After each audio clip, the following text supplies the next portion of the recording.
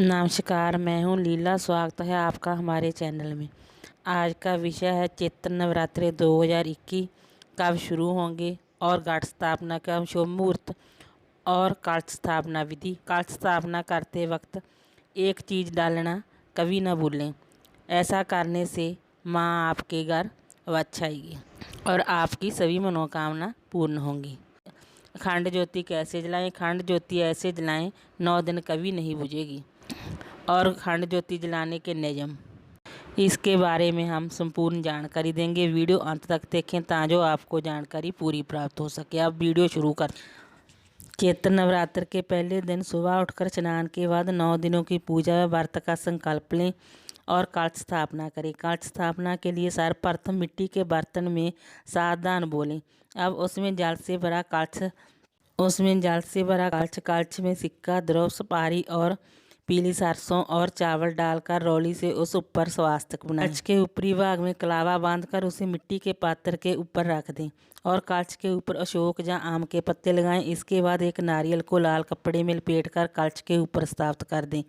इस तरह घट स्थापना पूर्ण होने के बाद माँ के समक्ष धूप दीप जलाकर देवी देवताओं का आह्वान कर विधिवत माता शैलपुत्री की पूजा करें।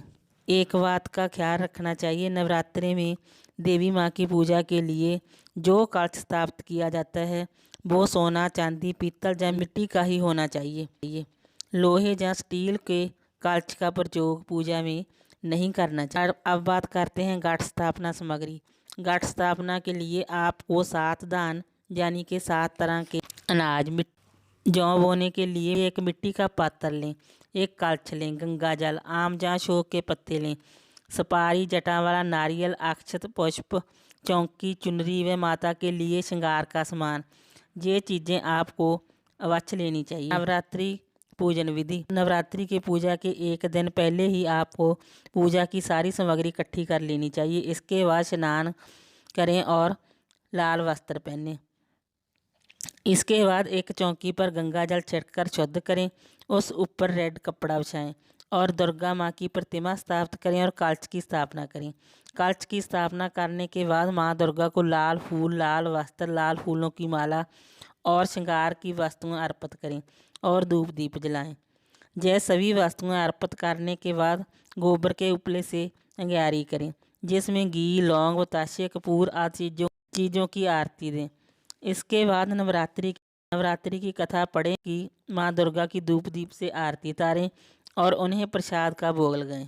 अब बात करते हैं अखंड ज्योति कैसे जलाएं। ऐसे जलाएं अखंड ज्योति बिना बुझे जलती रहेगी। इस तरीके से आप अखंड ज्योति जलाएं। मान्यता है कि बिना दीपक पूजा संपन्न नहीं होती है, इसलिए मंदिरों और घरों में रोज दीपक जलाने की प्रथा बहुत पुरानी है। कुछ व्रत व त्योहारों में अखंड ज्योत जलाई जाती है, जैसे नवरात्रि पर बहुत से लोग 9 दिनों तक अखंड ज्योत अपने घरों में जलाते हैं। लगातार ज्योत जलने के कारण ही इसे अखंड ज्योत कहा जाता है। अखंड ज्योत जलती रहनी चाहिए, लेकिन इसके बारे में पूरी जानकारी ना होने के कारण कई बार घर में जलाई अखंड ज्योत बुझ जाती है। आज हम आपको बताएंगे कि यदि आपके घर में भी बार बार अखंड ज्योत बुझ जाती है तो आपको किन किन बातों का ध्यान रखना चाहिए और अखंड ज्योत जलाने के नियम क्या है। माना जाता है कि अखंड ज्योति का दिया जमीन पर नहीं रखना चाहिए। जब भी आप घर पर अखंड ज्योत जलाएं तब दिए को रखने के स्थान पर अष्टदल जरूर बनाएं।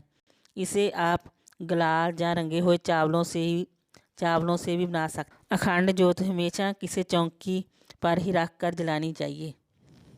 अखंड ज्योति ना बुझे, इसके लिए सबसे पहले महत्वपूर्ण और ज़रूरी चीज़ है उसकी बाती। इस पर लगाई जाने वाली बाती विशेष तरह की होती है, जिसे रक्षा सूत्र से बनाया जाता है, पूजा में इस्तेमाल किया जाता है। पूजा में इस्तेमाल किया जाने वाला 1.25 हाथ का रक्षा सूत्र लेकर इसे अच्छी तरह से परो लें। उसके बाद सावधानी पूर्वक इस बाती को दिए में रख दें। अखंड ज्योति पीतल से बने पात्र में भी जला सकते हैं। पीतल शुद्ध धातु मानी जाती है, लेकिन यदि आप पीतल के दिए का प्रयोग नहीं करना चाहते तो आप मिट्टी का दिया भी ले सकते हैं। यदि आप मिट्टी का दीपक जलाते हैं तो ध्यान रखें कि दिया जलाने से पहले इसे साफ जल से भरकर किसी बर्तन में पानी में पूरी तरह डुबोकर रख दें, क्योंकि अगर आप पानी में भिगोए बिना दीपक जलाएंगे तो जितना तेल जलने में इस्तेमाल होगा उतना ही दीपक सोख लेगा।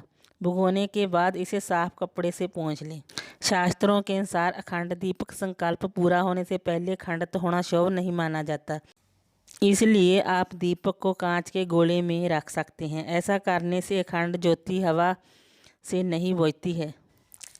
किसी भी पूजा में दीपक जलाने के लिए घी, तेल या फिर सरसों के तेल का प्रयोग किया जाना शुभ माना जाता है।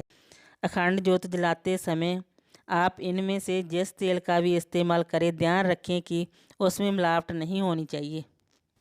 यह पूरी तरह से शुद्ध होना चाहिए। अखंड ज्योत के लगातार जलते रहने के कारण इसकी बाती में काल्ख जम जाती है, जिसके कारण ज्योत बुझने लगती है। इसके लिए आप एक और बाती को जलाकर दिए में रख सकते हैं और मुख्य बाती पर उसी काल्ख को साफ कर सकते हैं।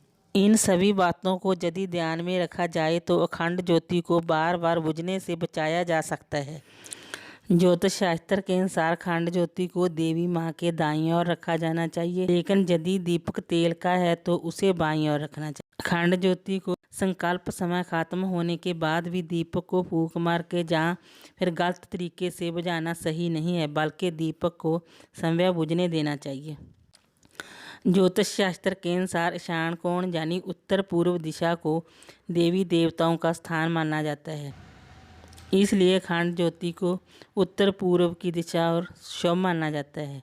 ध्यान रखें कि पूजा के समय ज्योति का मुख पूर्व या फिर उत्तर दिशा में होना चाहिए। अखंड ज्योति जलाने से पहले हाथ जोड़कर भगवान श्री गणेश, देवी माँ दुर्गा और भगवान शिव जी, भोलेनाथ जी की आराधना करें। दीपक प्रज्वलित करते समय मन में मनोकामना सोच लें और माँ से प्रार्थना करें कि पूजा की समाप्ति के साथ आपकी मनोकामना भी पूर्ण हो जाए। अखंड ज्योति जलाने के नियम। नवरात्रि में अखंड ज्योति की लौ पूर्व दिशा की ओर जलाने से आयु वृद्धि होती है। दीपक की लौ उत्तर दिशा की ओर रखने से धन लाभ होता है। दीपक की लौ कभी भी दक्षिण दिशा की ओर ना रखें, ऐसा करने से जान धन हानि होती है। अखंड ज्योति की गर्मी दीपक से अंगुल चारों ओर अनुभव होनी चाहिए, ऐसा दीपक भाग्योदय का सूचक होता है। दीपक की लौ सुनहरी जलनी चाहिए, जिससे आपके जीवन में धन धान्य की वर्षा होती है और व्यापार में प्रगति होती है। अगर अखंड ज्योति बिना किसी कारण के समय बुझ जाए तो घर में आर्थिक तंगी आने की संभावना रहती है। दीपक में बार बार बाती नहीं बदलनी चाहिए। दीपक से दीपक जलाना भी अशुभ माना जाता है। ऐसा करने से रोग में वृद्धि होती है और मांगलिक कार्यों में बाधाएं आती है। मिट्टी के दीपक में अखंड ज्योति जलाने से आर्थिक समृद्धि आती है और चारों दिशाओं में आपकी कीर्ति का बखान होता है। वीडियो अच्छी लगी हो तो लाइक कीजिए, शेयर कीजिए, सब्सक्राइब कीजिए। Thanks for watching this video.